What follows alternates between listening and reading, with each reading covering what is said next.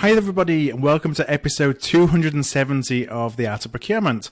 So I'm your host, Philip Ideson. I want to thank you so much for joining me today. I'm actually recording this introduction from Scottsdale in Arizona, where I'll be coming along to ProcureCon Indirect West, which just starts here in a couple of days. So if you are coming to ProcureCon West, just let me know, and hopefully we can connect while we're on site. Okay, so I'm joined today on the pod by Mahmood Shah. Mahmood is Director of Global Procurement at MetLife. And Mahmood started his career in supply chain in the automotive and then airline industries before making the switch to procurement and financial services. He's also worked on both sides of the direct and indirect spend line.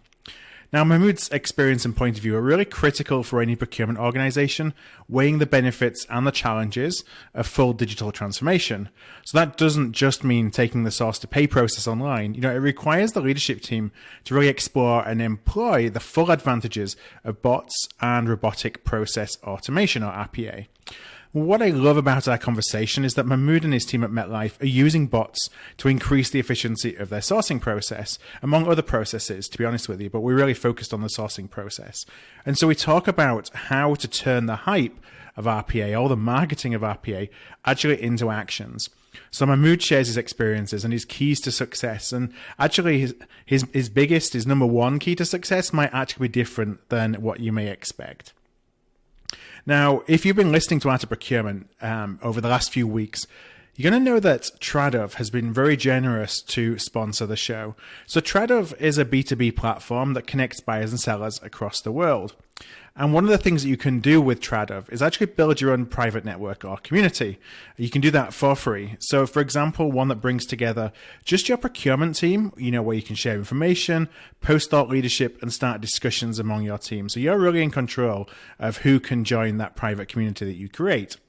Well, we're actually creating a private group just for Art of Procurement listeners within Tradov. So we're going to post the podcasts and articles that we come across that we think will help you on your journey to elevating the impact of procurement. Now, all you need to do to actually join the Art of Procurement's private community within Tradov is to go to artofprocurement.com/Tradov. You can click the join for free button, and then on logging in, you'll be directed to a page to request access to the Art of Procurement private community. Our team will then let you in, we'll do the rest. So as a reminder, that's artofprocurement.com/Tradov. Okay, so I started the conversation with Mahmood by asking him the question that I often ask procurement practitioners, and that's if he found procurement or if procurement found him. I would say that I've worked for several years in supply chain management in both the automotive and airline sector. I used to work for BMW Group and for British Airways as well. And I wanted to gain procurement experience to kind of round off my work experience and also make myself more marketable at the time. And I was fortunate enough to get that opportunity whilst working at BA's for BA's procurement department, managing hardware and airport systems, and that positive experience has kept me in this profession to date as well. What was it? So if you said you came in really through the supply chain route, what was it about procurement that, was it just you thought, I'll check the procurement box, or was it, this seems from afar like something that looks really interesting? So I think a couple of things. One is, within supply chain management, I did actually do some buying, as it were. So, I used to buy all the cabin interiors for the aircraft, for example. But procurement was always the folks that looked at it from a very strategic perspective. I was more of a tactical buyer. And I wanted to get that kind of experience to say, well, they're at the table negotiating the deals, and it sounded kind of cool at the time when I was in supply chain. And then also, whilst I looked externally in the broader marketplace at the time, and this is particularly in the UK, if I was looking at any broad-based supply chain kind of role, procurement experience was paramount within that as well, and I didn't have it. And I know when you came over into procurement, you've worked in both direct and then indirect. I think you started in direct, didn't you, with was it with BA you started with in direct procurement? And then moved over to indirect. What was your experience of moving between direct to indirect? I think it might also be the industries as well, to be honest. So I worked in financial services now as well, and I think the difference is within Direct, I had, there was no fight to get a seat at the table. Yeah. I was actually at the table. There was a very clear understanding as to what my roles and responsibilities were, and how I was going to deliver and support most of the account teams that were there as well. So I did that. I worked at a retail marketing company at Bezier as well, where I worked very closely with account teams. We had goals whilst we worked with, let's say, a supermarket that's owned by Walmart. They have 300 stores in the UK, and a large part of that was working with the account teams to understand where they were headed, where they were, feedback from losing RFPs and building that into the category strategies that they actually had as well.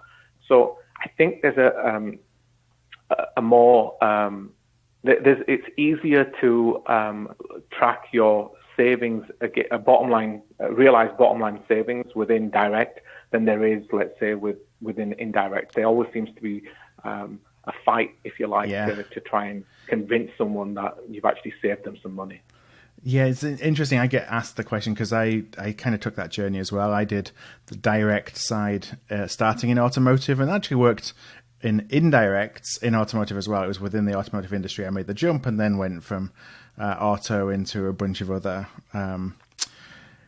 industries as well. And, the one thing I think that really serves you well when you're in direct is still, even though you have that mandate, focus on the relationship, because that's your transferable skill, isn't it? If you don't have that, you're going to fail. You're going to go flat on your face when you go into the indirect, where it really is all about influence and persuasion. I agree. Sure. Now, I want to have a little chat about, you're doing some really interesting things at MetLife around the digital procurement transformation. And, I think as we go on with the conversation, I think there's some specifics that I'd love to talk to you about. But just to kind of set the context a little bit, how are you approaching this idea, this notion of digitization, which is so overused as a term, but I guess it's because it's so, it's so prevalent in the way that we're transforming ourselves. How are you approaching digitization at MetLife? So I'll give you, MetLife in general, we've got a whole automation center of excellence that defines what our automation strategy should be. And then it's actually built into the corporate strategy as well, about being digital, simplified, one MetLife. It's all built within our refreshed corporate strategy, and it's there to help us realize. I think there was a target of around $800 million by 2019, by the end of 2019, and so that's a large lever that we're actually looking to utilize as part of our cost savings initiative as well. But I think my own personal experience, my own personal vision for procurement, as it were, for digitization is to really develop procurement so it has more personalized and self-service options. That's my personal vision for procurement and where I see it going today. We have software today that can automate, many of the mundane tasks, intelligence reports, and kind of allow our profession to focus on more strategic activities. But what I tend to find today is that, we're still talking to people where they're talking about automating the current way that they do things. And there's no real sense of, well, what are those freed up resources going to be doing, and how they're going to support you. And I think digital transformation programs are springing up all across different procurement departments everywhere, can absolutely positively change procurement's value proposition. But whether we as procurement professionals allow it to do that or not is a different matter. Yeah, I want to go into that in a little bit, because that's, to me, that's like the $64,000 question, as well as, how do we actually take advantage of the opportunity? But if I go back, one thing I just want to point out is it sounds like it's been important for MetLife and your ability to do some of the things that you're doing, because you have top-down support. There's corporate strategic initiative to really take digitization seriously. Yeah, absolutely. We've got, like I said, it's part of our corporate strategy, and then not only that, we have an excellent center of excellence headed up by Owen O'Reilly, who manages all of the automation that we have corporate-wide as well. So when we think about self-service, are there any boundaries on what we should be looking to devolve back into the business? I think I want to help us think about the art of the possible, and not just think within the constraints of our current kind of what procurement does, and let's just help the business do some of those things. Like, is there a case for almost everything we do being devolved back into the business using technology, so that we, what procurement looks like may be a completely different animal than what it looks like today? Or is that just going too far? No, I don't see why not. I mean, I saw a video the other day of one of the Amazon stores where folks walk in, scan their card, go in, pick whatever they want, and walk straight back out of the actual building itself. And they've got, machine learning, got cameras, they've got all of these things looking at what you're procuring, and it's already billed you. And for me, why can't things be that simple? Yeah. Right. So when I look at what we're doing over here, yes, many of the things I believe can devolve back within the business. You could end up saying, bots could negotiate with bots. Yeah. You could even get to that stage. You can have, as far as I'm concerned, you can have procurement people at a very high level coaching other folks within the business to negotiate, to help them set the strategy and help them define what the playbook should look like, and take a much more strategic view as to what deals they're going to be helping the company negotiate and what their objectives are going to be. It could end up being a much different kind of, I think, a very different kind of experience for procurement professionals in the very near future. Yeah, I feel like to get there, we have to give up this idea of control. To be able, even to be able to start mapping out what a future could look like using technology. The preoccupation we have with things like spend under management, it's all about getting our arms around as much as we possibly can, because that's the way that we provide our value. Now, that's obviously a lot to unpack just in that statement, because there's a lot of things we need to do to position ourselves in an organization where they see us as having a different value proposition. But I do think it starts with mindset.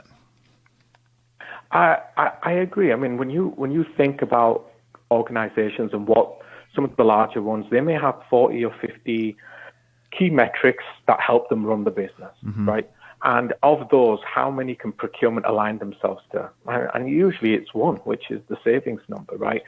There are others there, maybe some of the risk pieces there as well, but predominantly that's the number one area that most people focus on. But, until you can talk in a language that the business understands, and they get to see the actual value of what you're bringing to the table over and above any types of savings, I think that's the key for me. Mm-hmm. So, as an organization, you've made that decision that we're going to invest in, or we're going to start exploring new ways of business that are enabled with technology, new ways of business from a procurement perspective enabled by technology.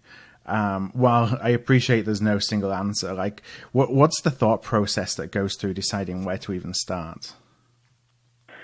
I think I having gone through this, I did sit down and reflect upon what I would have done differently and the areas that I'd focus on. And I would say I would start with a services catalog. Our reason for being that services catalog would define all the different services that procurement provide to the business. Yeah. And what that helps us to do is when you're running any types of assessments and you're looking to get any kind of metrics, it allows you to, the services catalog kind of allows you to realize unit costs. And you can really benchmark those findings, and it helps when you're trying to build a business case to present it in a much easier format for people to understand what the benefits are that you're going to realize. So for me, it starts with creating that services catalog if it doesn't exist, and then having everything from saying, how much, what the current state looks like, how many FTEs you've got, what the cost is of delivering that service across the business, and then you can start looking at, well, what would happen if I standardized this, and then what would happen if I started putting in some type of automation. And that's MetLife's procurement approach was really to look at 4 areas. I think it was. One was process improvements. We looked at. We also looked at, unified technology, where we already have technology. How can we better leverage what we have? Yeah. where can RPA help, and where can some other forms of intelligent automation support some additional effort as well. And they're not all mutually exclusive. Mm-hmm. So that's the kind of approach we've taken when we've looked at assessing our processes across source to pay within MetLife. And so that services catalog is really just every service that you as a procurement function provide to the business. Yes, I mean, we didn't do that, but I think that makes more sense. If we started there and then built on the actual assessment, it really helps align the work that you're doing to the actual services catalogs, because ultimately that's the service that you're providing that the business sees as well. Yeah. Now, as you start to do that, one of the things that I wonder is, does that lead to doing things in a silo? I'm going to do a bot to do this one process over here, and I'm going to go and do something over there? Or how do you kind of make sure it's all coordinated and joined up, and that it's part of a bigger strategy, if you will, as opposed to just right. Trying things out kind of here and there without it necessarily being coordinated? Yeah, so what we've done is we've taken the approach where we've done a thorough assessment regardless of where these opportunities reside to try and identify a heat map of what this would look like, and then we've helped create an opportunity register, and all this would then go back to saying, do you have a vision? Do you have an automation strategy, and what does that as part of that vision? What does the roadmap look like? And what are your measures of success going to be? And those items will help you prioritize what you're looking to implement as well. So there are things that you can do to work out, whether one automating a particular process is better than automating another. You can help define all of those criteria and create this prioritized list, which is what we're doing. But the strategy would really drive your focus, which is, what are you hoping to accomplish? What's the goal here? Is it to improve customer experience? Is that the number one? It's usually several different things, but there's always leading and lagging items there, priorities there. Is it reducing the risk? Is it actually realizing the efficiencies? It could be several of these, and that's really what drives your prioritization in your opportunities as well. But you need that roadmap. Otherwise, otherwise you're just going to have a list of opportunities, and every time you can have to try and figure them out. Yeah, and it's important that it's there's a number of different outcomes you try to drive. That it isn't just we're doing this because it's going to save us money. We're doing this because it's an efficiency play. While that may be an important kind of factor, it's company to company based on the objectives of the company. What can you do that align with what the business needs from you, as opposed to just I'm going to be able to implement this bot, and that's going to free up X number of work hours or X number of FTEs or whatever it may be. Right, and usually what happens, and I know we've talked about this before, which is for me it's the change management aspect of it, which is that's one aspect, is configuring it, putting the bot in place, but do you actually have a good change management plan to help implement that? Now, do you feel that change management is kind of as important, if not more important, than the technical side of doing the change, of bringing in the technology? It's about how the people are going to react and work with that technology. Yes. In my experience, I believe that to be the key part to any type of implementation. You can look at assessing processes, identifying them. That usually takes some time, but the actual configuration doesn't. The configuration of the bots don't. And then you really hit with the realization of, well, what next? How do I actually put this in place and get people to actually come on board and start using this as well? And that's where I think a lot of time and effort should be spent prior to any type of implementation, saying, this is the plan for communication. This is the plan for how we're actually going to implement these over what period of time. Those are the kinds of things that I think are important. Yeah, and so what kind of messaging would you give to your employees who are worried about the fact that we're going to bring in a bot and it's actually going to be taking work that you do today away from you? How do you give them some confidence that you're not just doing this to get rid of jobs, for example? Yeah, I think it depends on what the actual. Like I said, it starts off. For me, there's several aspects for change management, right? And within that, if I was going to message anything, you should be communicating early and often as part of any type of program.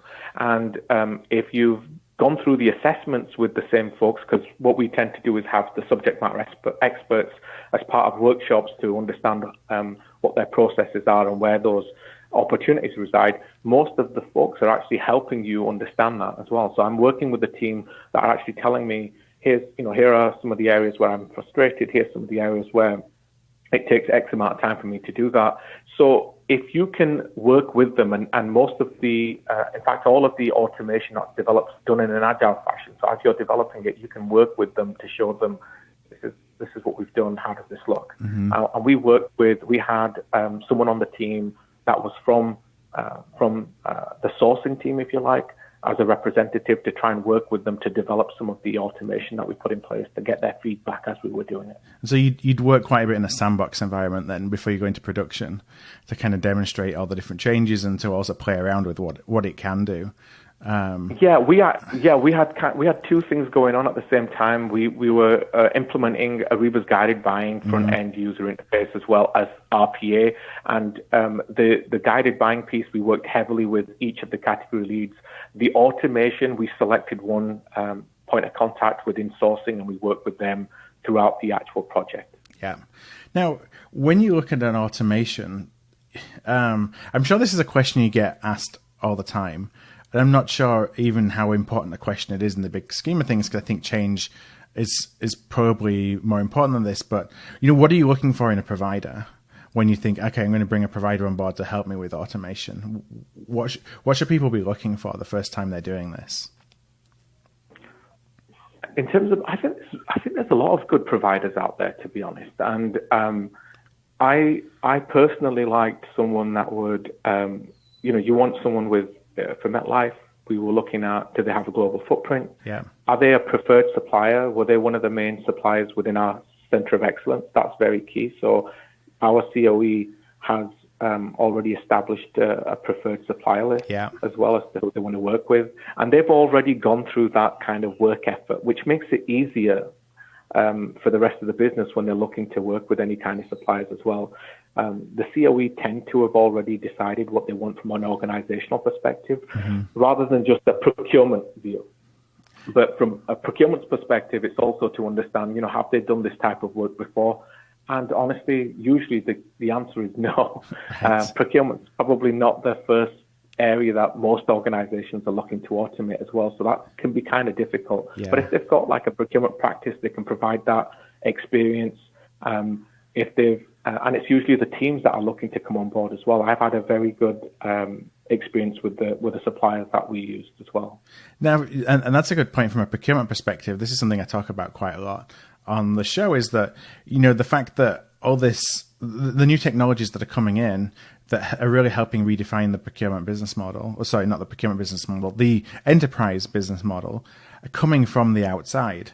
And as a conduit with outside partners, we're in a really good position, if we have the ability to take advantage of that, to be enabling so much of this change. So, do you see the procurement involved from a more traditional perspective, sourcing, supplier management, all those things in helping the rest of the organization select their providers?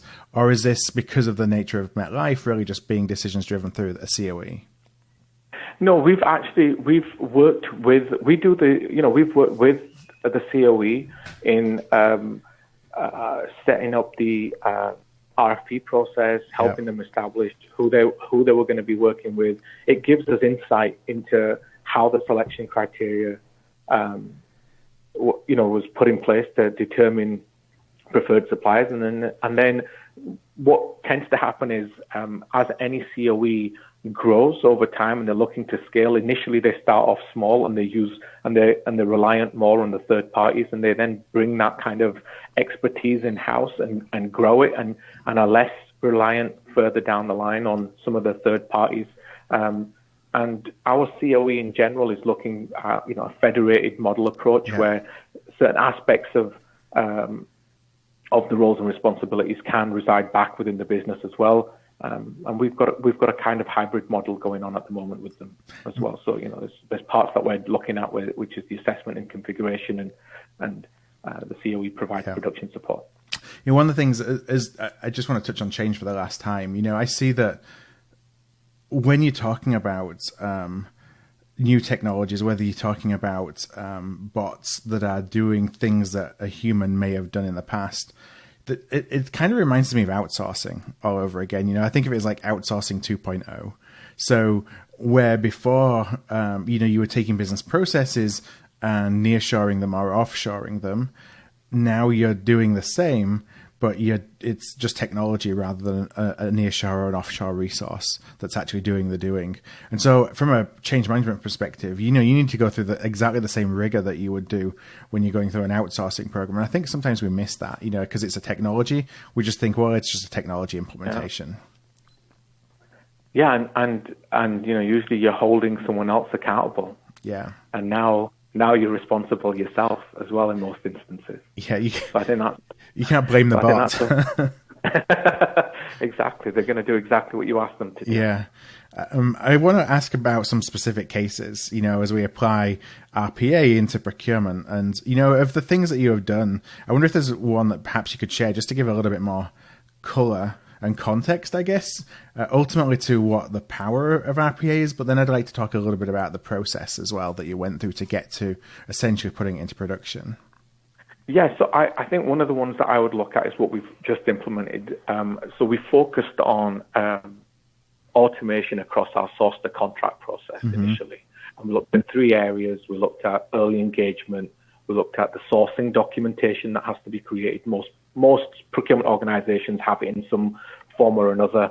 And then we looked at the approval piece. So from an early engagement perspective, I mentioned, we implemented guided buying, which provides an Amazon-like type of experience for users, but it's the tile-based front end that we used with, we used RPA and APIs, if you like, to extract information from the engagement tile that we created to populate sourcing projects and assign them to category leads in the team. So initially what would happen is somebody would pick the phone up, talk to someone in procurement or email them. And we're not saying that still doesn't happen. Yeah. I'm sure it does, but we wanted to give them a centralized way of actually engaging with us. And that's what we kind of created. And the information that the stakeholder would populate in the form would automatically create a sourcing project, so no one has to rekey that information in again, and it would assign it to the relevant person as well through automation. So that was one of the things that we've looked at. The real benefit though comes from the sourcing documentation. So we looked at if you like 3 main forms, which are things like we have something called a bid waiver, which is required where we have direct negotiations with the supplier rather than going through RFX, a summary of award, which is a summary of the deal itself that's been negotiated, and OFAC checks. So if you're in financial services, you know that's the Office of Foreign Assets and Control. It's a regulation where we're required to ensure that any third party we're dealing with is not on the US Treasury sanction list. Yeah. And what we've done there is said, well, if you use Ariba, for example, like we do as a PM tool for any of our projects, and we update it regularly saying what we're doing, where we are with it, and what the outcomes are, we're extracting key elements from the fields that we've got within Ariba and pre-populating these forms and saving them in draft format so that you can still look at it and change it for fit and finish. But a large part of it, 80% of that form has been completed on your behalf. So you don't have to take this information and rekey it in another form. So it's really saving a lot of time and effort in creating these forms. The OFAC checklist is the one exception. That's an end-to-end automation. So it'll take the supplier's name, go to the US Treasury website, input the supplier, take a screen capture of the screen to say, oh, this is either they are on the list or they're not, and then it feeds it back into Ariba and stores it within the project as well. So there's some of the things that we've looked at from a sourcing documentation, and then the approval is our VP of sourcing is going to sign off on any of these deals. He wants to ensure that all of the correct documentations that are in place before he signs off. And they're normally all, we used to use e-signature tools, right? Because that was the thing. To streamline, we'd use the e-signature tools. But they still need the documents to be uploaded into the e-signature tool and so on. And what we've done is we've moved away from there and said maybe what we can do is we use the RPA to to merge all these documents into one, and then we use Ariba to kind of as the approval for the Ariba approval flow to get that timestamped approval as well. Yeah. So we've kind of moved away from the e-signature tool to get the authorization, and we've gone back into Ariba, and it kind of helps because from an audit perspective, all of the information is now in one tool as well. So that was really end-to-end, the 3 stages that we looked at for source to contract, where we had identified some quick wins within for RPA. Yeah, there's a lot of efficiencies in there, but also extracting information. It's interesting as well to hear about basically an automated triage. So as you've got your guided buying, and for those who have seen guided buying, you basically have a choice of, you can go to a catalog, you can buy something from a marketplace, kind of consume the transaction right there. Or if you're buying something that's a little bit more complex, you can then select, I want to buy, and it depends on how you configure it, but let's just say I need to buy some marketing services, or I need to buy a consultant in X. And those are things that aren't in a catalog. So it can then drive you down to the right buyer, but usually that goes to a triage desk, and that triage desk is a couple of individuals, but now you've automated that process, so it doesn't need to be triaged, and I imagine it increases the speed of the process as well. Yeah, I think that's exactly right. We weren't going to look at, I think at the time, we weren't interested in the triage desk. We were actually looking at, a lot of these categories, most of the people, to be honest, as well, within the business, the category leads have got the relationships within the business as well. So folks reach out to them directly. Yeah. And this was just another medium for them to be able to capture some of that information and save them from doing some of that work effort as well. Yeah. So it's always going to come through to this particular team. Yeah. They're always going to be working on it, and they and themselves would decide who can go on and actually conduct the activity, and it all heads up. It's all headed up by the category lead. Now, in terms of building and deploying the automation, I guess I have a couple of questions in terms of the people that you needed at the table to make that happen. But I want to start from a provider perspective. You talked about Ariba being the system that you're kind of integrating with as you do this.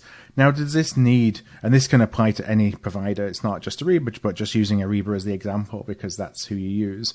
Does that require Ariba resources to support the integration? Or are you just basically using APIs and extracting information from, fields as they've already been configured? And so it's really just, I say just, but you're doing it internally. You don't need to be partnering with the provider of the technology. How did that work? You don't need to, but it's probably a good idea, I would say, because I think in transparency, helping them understand what you've worked on, where you're working on it, and for them to understand from an API perspective, whether the APIs that they've got are actually providing you with what you need. It's far more stable to use the APIs than not to use them as well. So I would suggest working with them. Yeah. Sure. How does it change, like if they push out an update, which is obviously the nature of cloud and SaaS, does that change all the connections, or do you... Good question. That's why I think the APIs are probably is a far more stable means of actually going down the route of using the APIs over and above just RPA. You can use it in conjunction with them as well, but the APIs would help drive some of that stability.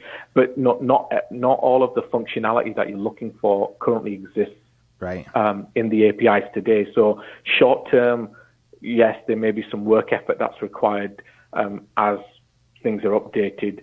You may get to see that, but long term, you should be moving away from the things that you put in place and helping move towards the APIs themselves. And how much internal support do you need from IT to make this happen as well, like technical support? So I've worked heavily with our procurement IT systems, and I can tell you that if without their help, this would have been a nightmare. So they've provided some real strong IT support for me personally as part of this project, and I think those folks, we've had folks within the business, so procurement people to work on the actual project as well, and then we used a third party as well to help provide support with the develop the actual bots themselves.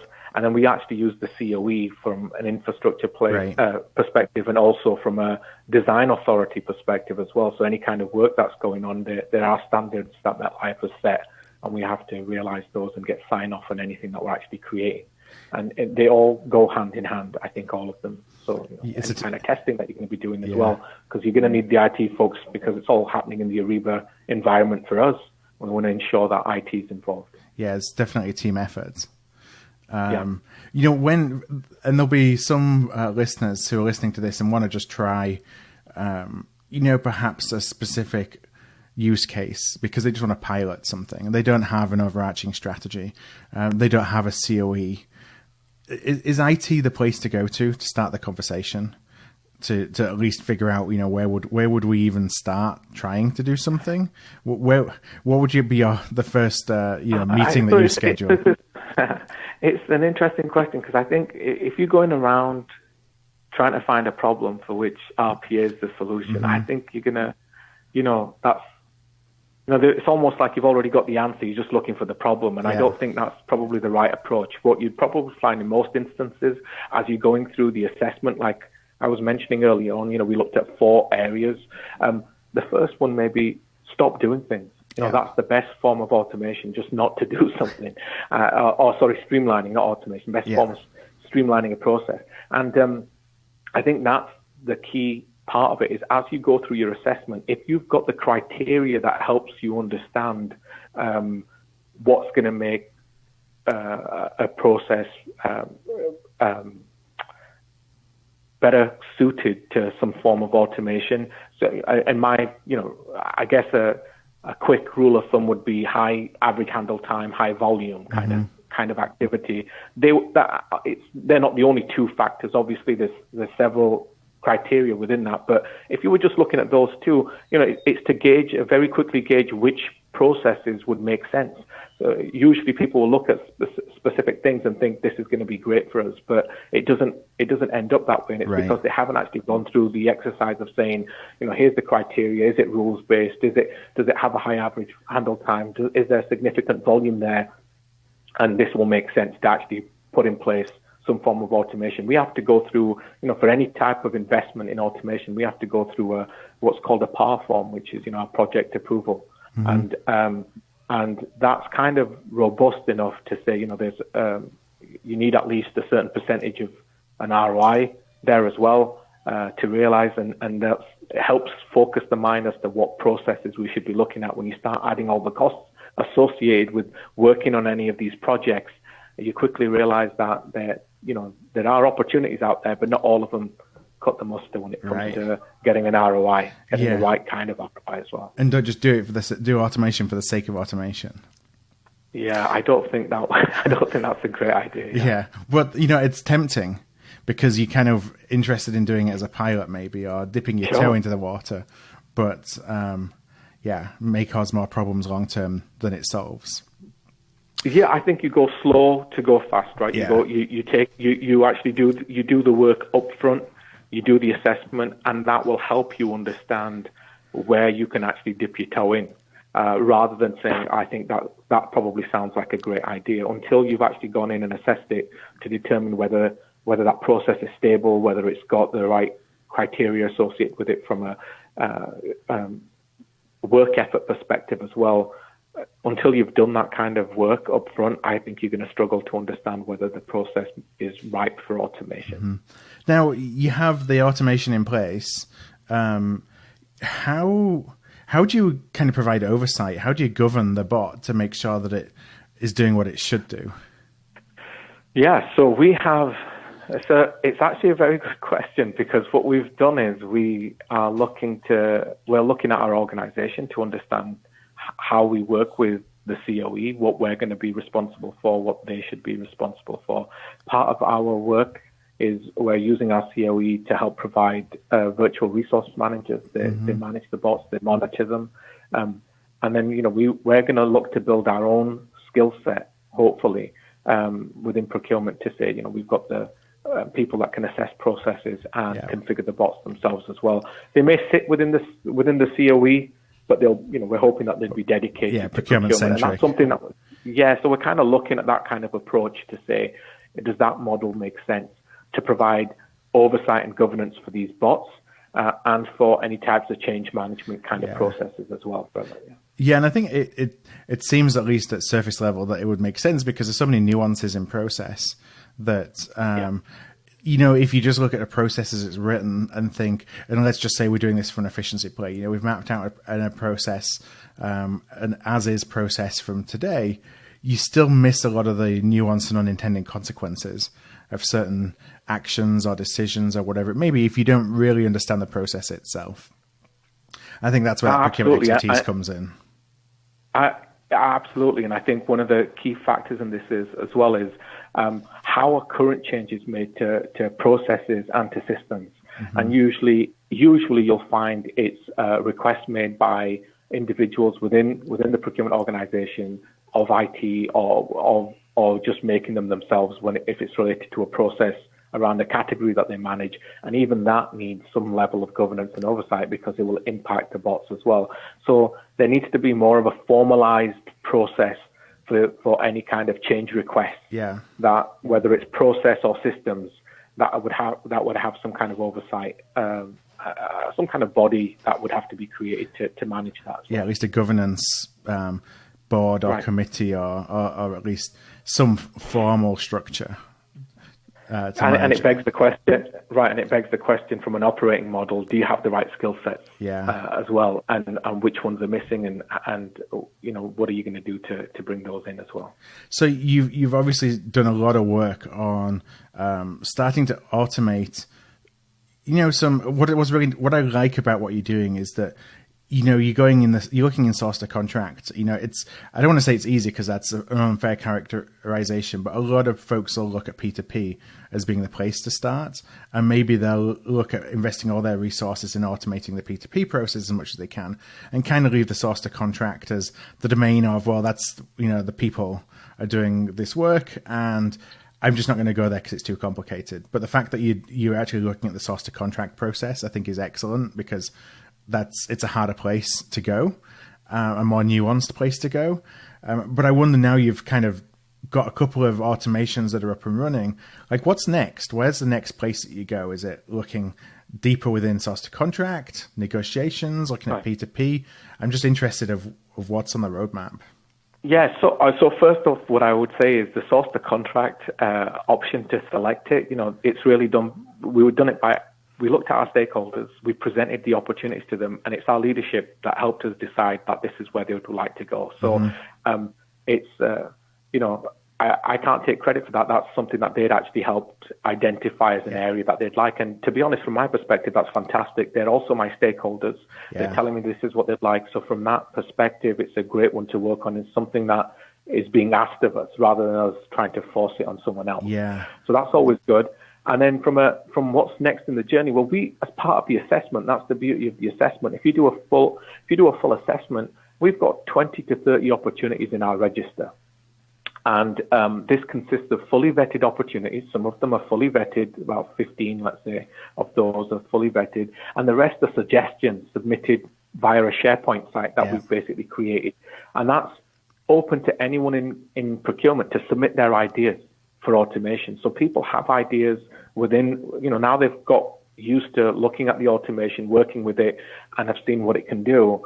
They can help submit some of those ideas. And the idea being, well, we have this tool is, we would go through certain phases, whether it's qualified, right? And then it's validated as well. And then you can say, okay, this is now one of the opportunities that goes into the opportunity register. Yeah.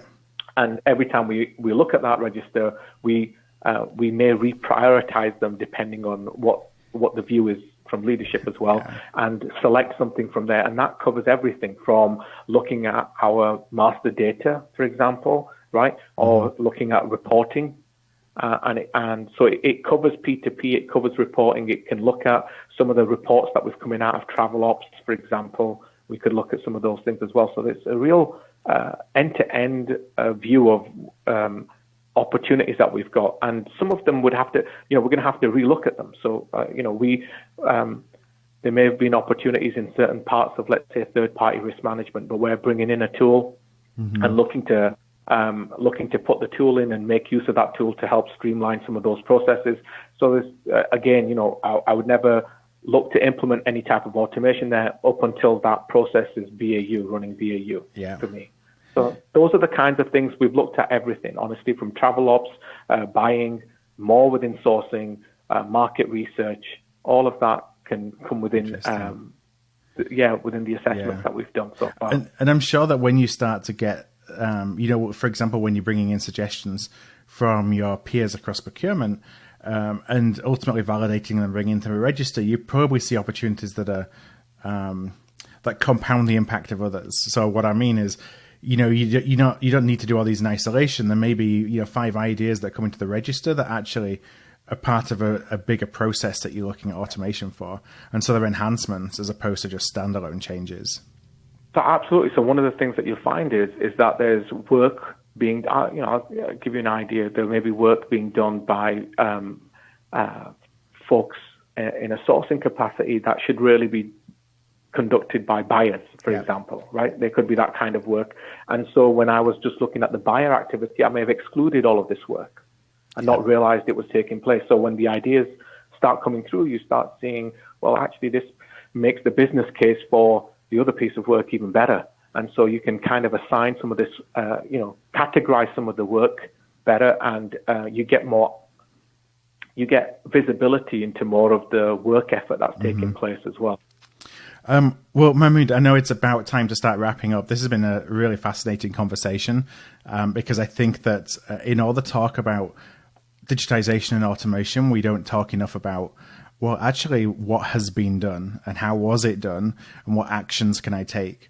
And it's things like that start to take, to make it real. It takes it from being kind of marketing hype to, I'd not thought of that. Or now that somebody else is doing it, perhaps it demystifies it for me. So I've really, really enjoyed the conversation. I want to thank you for sharing what you've shared with us today.